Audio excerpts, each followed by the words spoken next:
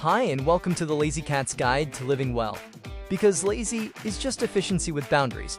If you're still using your iPad like a giant iPhone and your stylus has never left that cozy little nap nook, this one's for you. Let's make the switch the lazy smart way, grab that glowing paper way, and let's get started.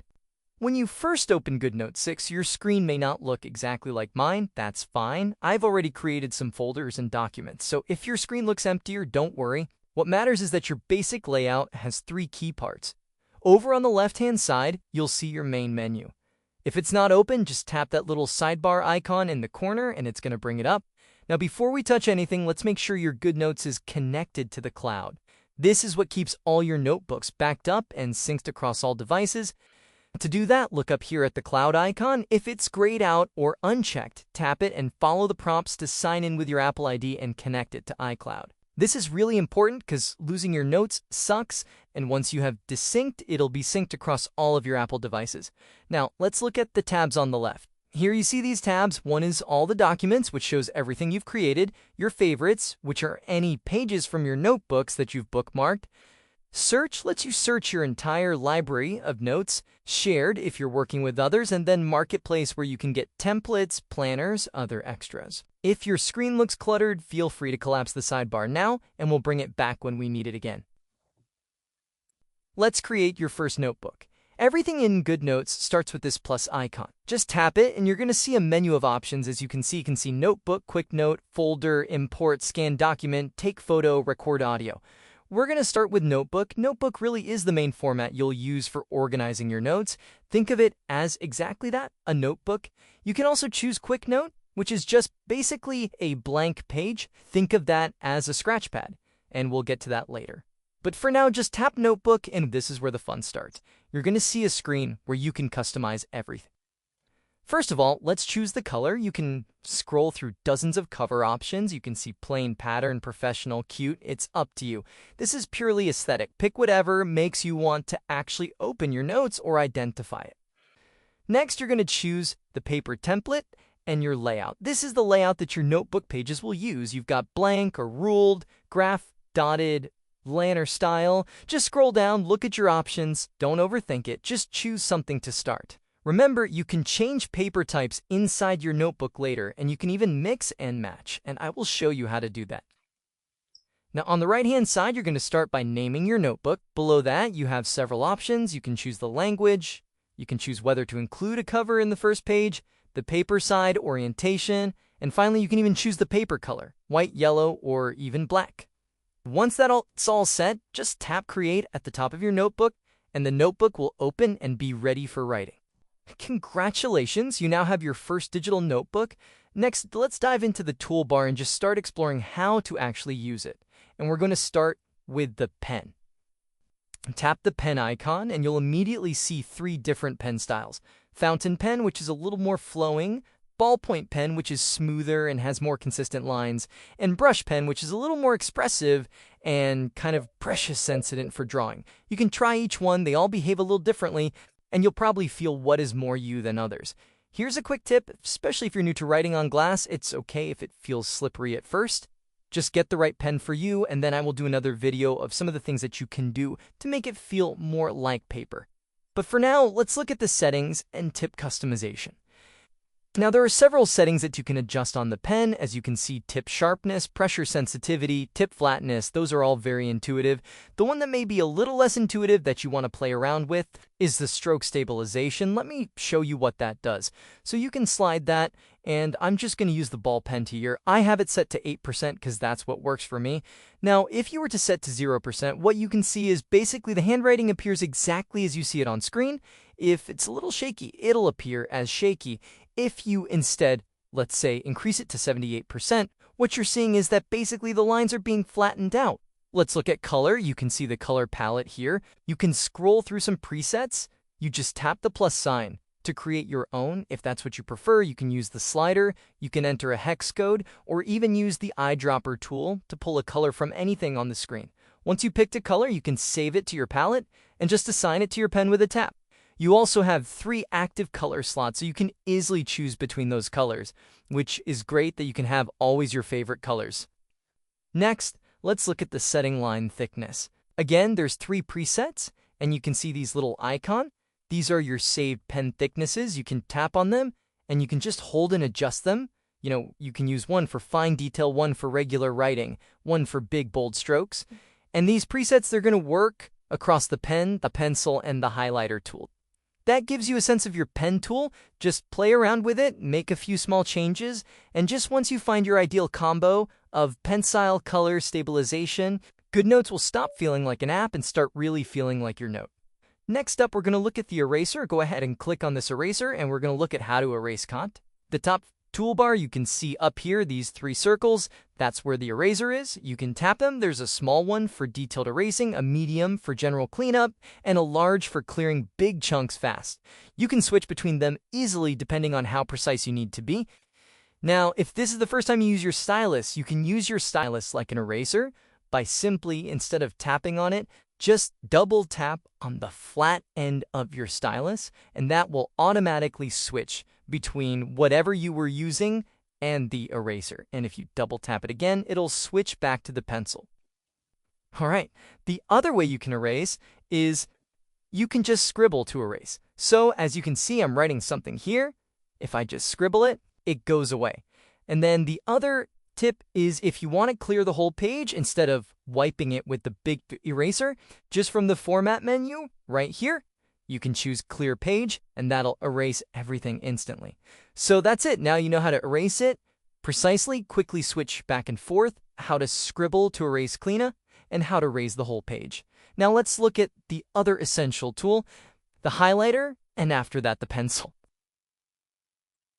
Okay, let's look at the highlighter and the pencil, and really the highlighter and the pencil have the same exact options as your pens. So let's look at the highlighter tool. This is where the highlighter tool is. So you'll just click on it, and you will have the same options as the pen. So you'll have the different thickness presets, the color selection. You'll even have some stroke options in terms of whether you want to draw in a straight line or stroke stabilization. And the same will happen with a pencil as well. So as you can see right here next to the highlighter, that's where the pencil icon is, and it behaves more like a real pencil. So play around with it, and now you know of the pen, the highlighter, and the pencil.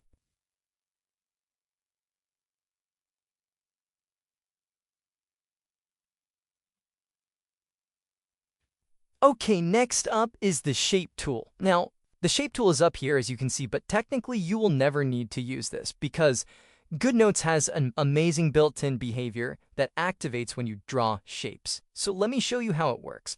So let's say you want to draw a circle, so you just take your stylus, draw one, but don't lift your pen off the screen right away. Just pause for half a second at the end of the shape, and what you can see is GoodNotes will automatically detect, oh, you're trying to draw a circle? Great, so it'll snap it into a clean symmetrical version. Now, what if you want to edit the shape? So once the shape is created, you just tap on it and you see the anchor points that appear at the corner or the edges, and you can resize it by dragging the anchors or move it by moving between anchors and moving the whole shape, or just delete it if you want to start over. You can also change the border, the fill, the color, the line thickness, so play around with this. This tool is incredibly useful, and you can imagine how many uses you will find for this. While you are taking notes, you can draw diagrams, you can create shapes of all sorts.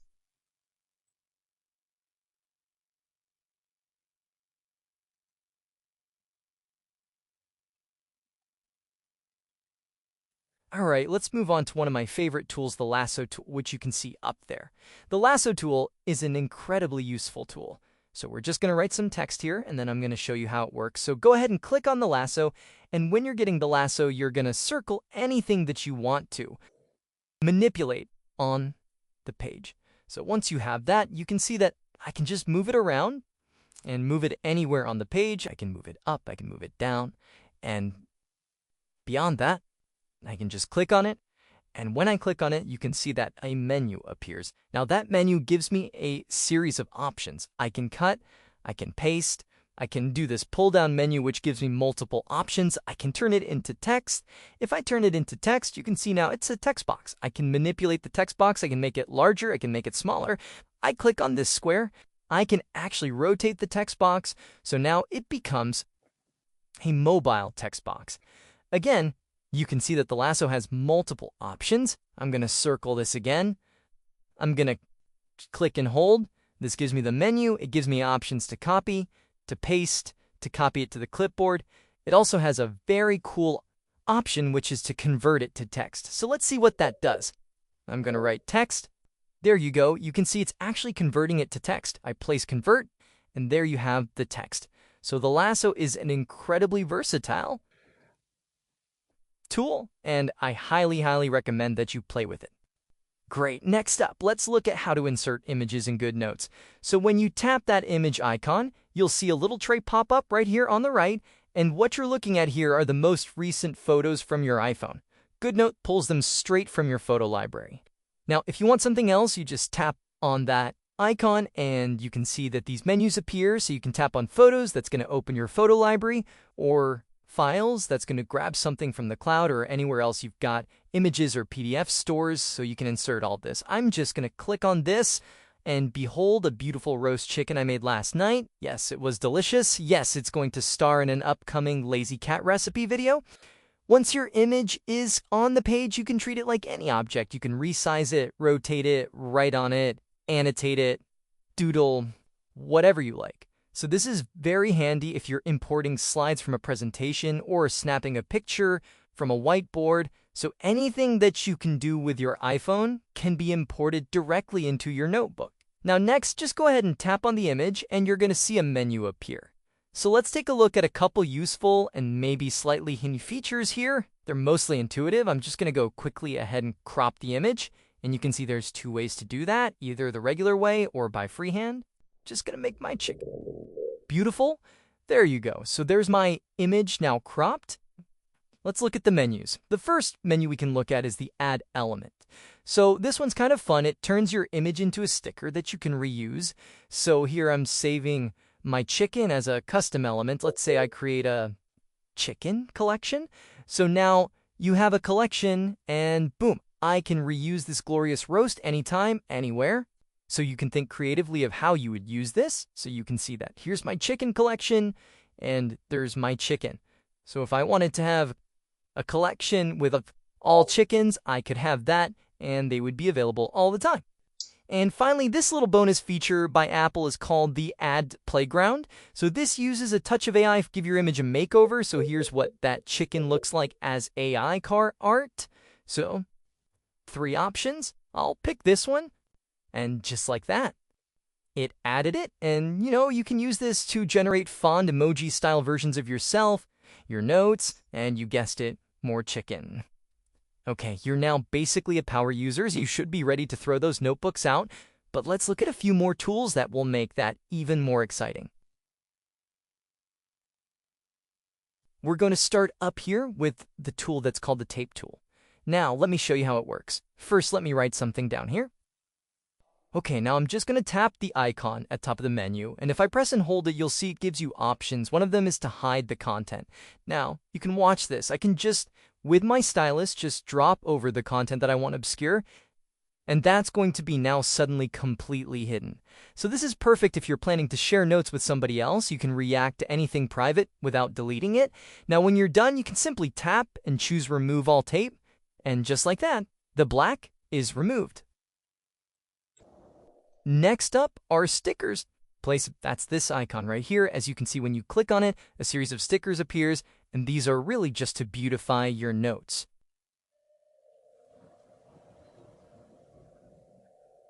After that, we have our sticky notes, also called Post-its, and this is exactly what that sounds like. It creates a Post-it that goes onto your page. By default, this starts in text note, so you can start typing in it right away. If you want to write by hand on it, you can just go up to the pen tool and you can just tap on the pen tool and then you can write by hand into the sticky note. Of course, like everything else, tap on it and you're going to be able to change all of the settings. One thing that's also very useful that you're going to see is in the right-hand corner, when you click on this icon, this allows you to put sticky notes as a comment. So in case you're sharing your notes, you can share the notes with your sticky notes and making sure that they understand that it's a comment that's coming from you. That is the text tool. It inserts a text box anywhere on your page. You just tap the icon and you can start typing directly in it. Up in the formatting bar, you can change the font. You can adjust the size with your usual slider, and you can choose the alignment, the text color, and the background style. And here's a handy tip. Tap the Save as Default. So tap on this box. So make sure you save your default to something that you like so that every time you start typing, it'll appear in that size and in that font. Okay, we're going to talk about the zoom tool next. So the zoom tool, let's say I'm writing something and I want to focus on a really small part of it. I just tap that zoom icon, which you saw me tap, and now I get it magnified at the bottom of the screen. This lets me write more precisely, keep the main page stand down, and still make clear detailed notes. Yeah, you could pinch in and out with a zoom, but honestly, it's much less tiring, especially when you have a lot of words, to do it this way. So this is quite useful when you have a lot of text and you want to work on one specific part of the text. Okay, we're almost done. Very simple one. This is a simple ruler, which you can move around. Next up is a laser pointer. The laser pointer gives you two options, a red dot that tracks your stylus, and the second one is a disappearing trail that allows you to basically circle anything on your pinch, and as you can see, it disappears. Finally, we have a timer and a stopwatch, so you can tap the clock, and you have a countdown timer which can set a specific creation, or you can have a stopwatch where you can start, pause, and reset.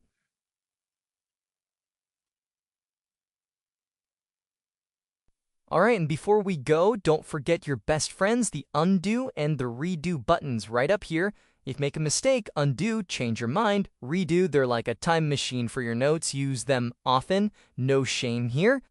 And with that, you've got everything you need to know to throw out your paper notebooks and get working smarter with GoodNotes 6.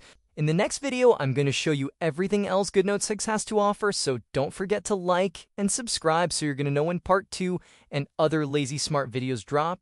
And remember, lazy is just efficient with boundaries. Have a great rest of your day and go do what you love.